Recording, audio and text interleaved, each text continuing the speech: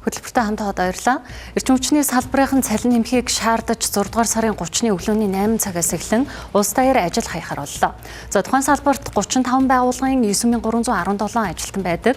Үүнээс 27 байгууллагын 6600 ажилтан санал асуулгад оролцож 94.9% нь ажил хаяхыг тэмцсэн байна.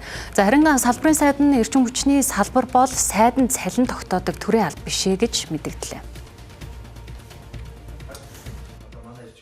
Эрчим хүчний салбарын ажилтнуудын үндсэн цалин 1.6 сая төгрөг байна. Энэ тус салбарт ажиллаж байгаа хүмүүсийн нийгмийн баталгаад ортоход нөлөөлж ажилтнууд салбараасаа дөрвөж хүний нөөцийн хомсдолд орсон байна. Иймээс тэд цалингаа 30-аас дээш хувиар нэмэхийг засгийн газраас шаардаж хилцээрийн ширээний ард өнгөрсөн 1-р сараас эхэлсэн суусан ч өнөөхөр нэгдсэн тохиролцоонд хүрээгүй байгаамаа. За тэгэхээр ажил хаялт гэдэг бол одоо бас нарийн төвхтэй процесс. Яг энэ одоо үйл явдлын ард одоо эрэг болон сөрөг маш олон янзын үр дагаврууд бол гарч идэг. Энийг одоо манай төр засаг маань холбогдох яам маань маш сайн мэдчих хэвээр. Энэ ажил хаялтын ард эргээгээд энэ улс орны эдийн засгийн нөхцөл байдалтай холбоотой нэлээд үр дагаврууд гарнаа. Ийм асуудлыг гаргахаас нь өмнө энэ асуудал дээр нэлээд шуурхай соргог шийдвэрийг гаргаач гэж хүсмээр байна. Хувилбаруудаа дэвшүүлэх хэрэгтэй.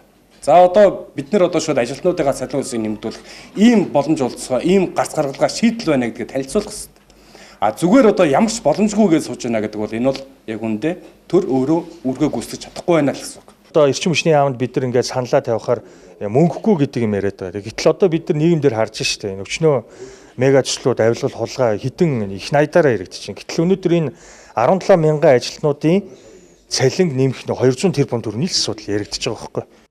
Тухайлбал Эрдэнэт булганы захилгаан түгээх сүлжээ Төвийн 11 аймгийн 147 сум сууринг захилгаан эрчим хүчээр хангадаг.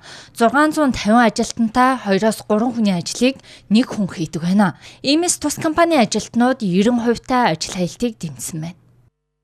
Бид нар ажил хаялтыг хүсээгүй.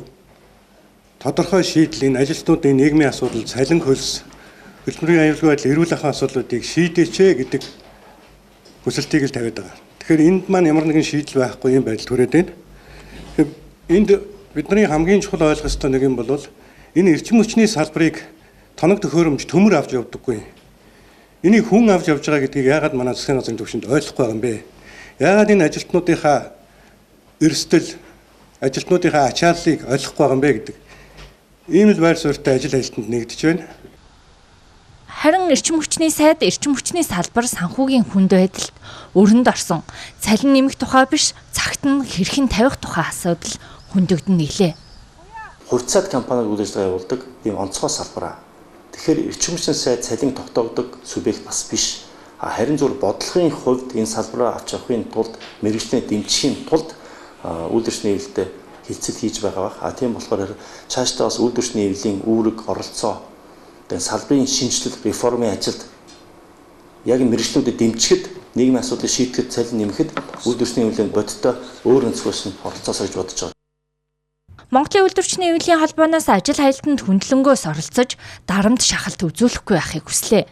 Түүнчлэн хүний эрхийн үндэсний комиссийг холбогдох байгууллагуудад зөвлөмж хүргүүлэхийг хүснээс гадна хэрвээ ийм үйлдэл гарвал олон улсын байгууллагад хандхаа мэдгдсэн юм а.